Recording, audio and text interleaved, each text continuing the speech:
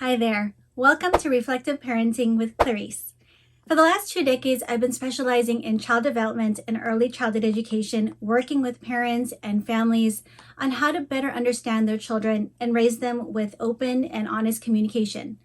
Today, we're going to be talking about one of my favorite topics, how to become an effective disciplinarian. What are some of the actions, some of the habits you must take on and be consistent at so your children respond to you better? If you want to learn more, please keep watching.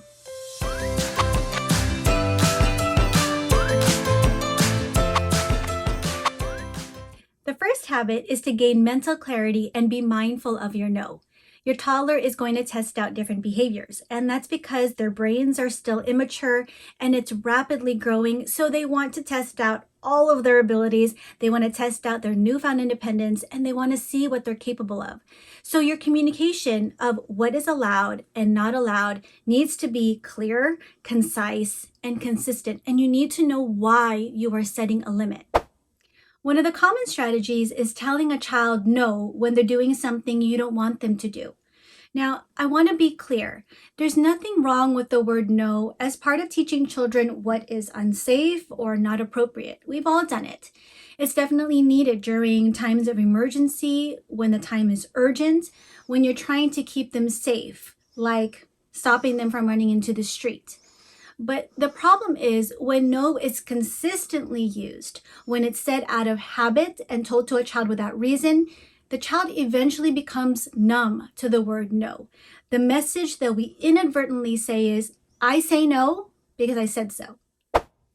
It's not a long-term solution. Eventually, your no carries very little weight in disciplining your child because, in all honesty, think about your child's perspective. Would you want to listen or trust someone who says no to every little thing and gives you no reason? Probably not. Clarity in knowing when to allow a behavior or not is crucial to effective discipline. Start looking closely at your child's actions and ask yourself before you speak to your child, is this harming my child? Is it harming other people? Is it harming the environment? If it's a yes to any of these questions, then you must intervene. So remember that we save the urgent no for emergencies.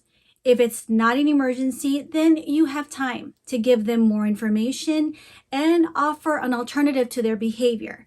But you keep it concise because toddlers don't have very long attention spans.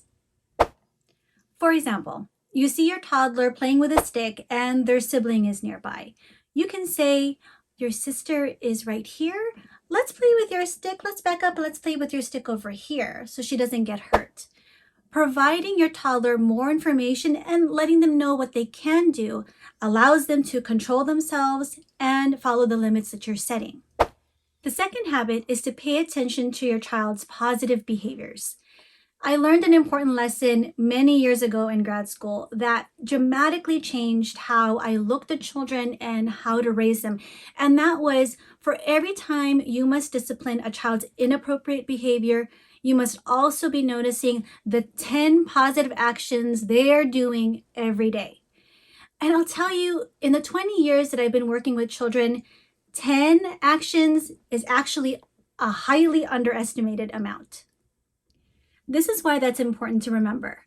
No one, not a child or an adult, wants to listen to someone who points at everything they're doing wrong but doesn't say anything positive. And as parents, it's easy to see the behaviors we don't want to see in our children. We don't want them throwing food on the floor. We don't tolerate name-calling or hitting other children. We don't accept whining or screaming as acceptable forms of getting what you want. But effectively disciplining our children doesn't just mean we support them through these inappropriate behaviors. It's also knowing that at the very core, your child is a good kid, and that paying attention to the many positive actions they're already doing allows them to see their own goodness, and they do more positive actions. So how do we do this? Instead of saying good job, provide specific information about what they did and how it affected the people or the things around them. Pay attention to your tone and your facial expression because it conveys a lot. For example, you could say, thank you for cleaning the table. That was really helpful. Or, whoa, you climbed up all the steps on your own. You did it. Or, I love your hugs, they make me so happy.